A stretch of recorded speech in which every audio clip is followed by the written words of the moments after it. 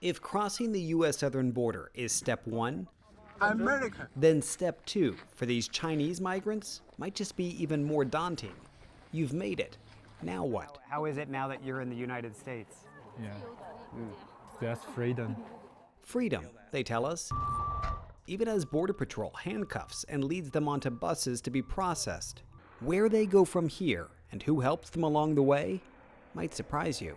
We're gonna go down to the basement here. He said he's got a couple of rooms. From Southern California to New York, we meet dozens of Chinese migrants who've taken near identical paths to get to the U.S.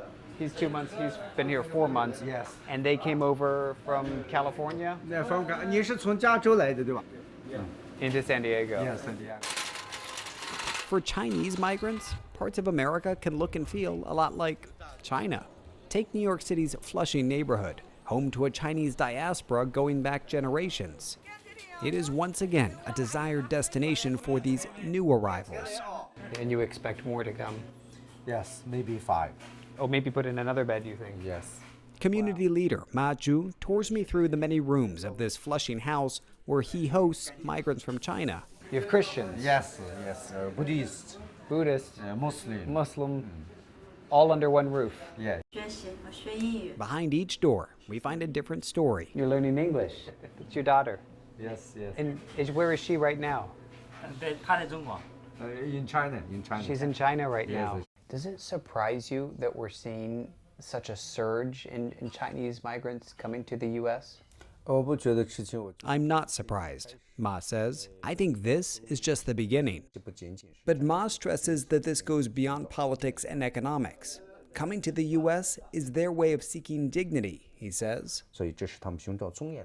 Ye Chongsheng is seeking that dignity for his wife and their 2 young daughters. He says the Chinese Communist Party's crackdowns on faith, especially towards Muslims, motivated him to leave. To me, he says, the U.S. has felt like a soft, warm embrace.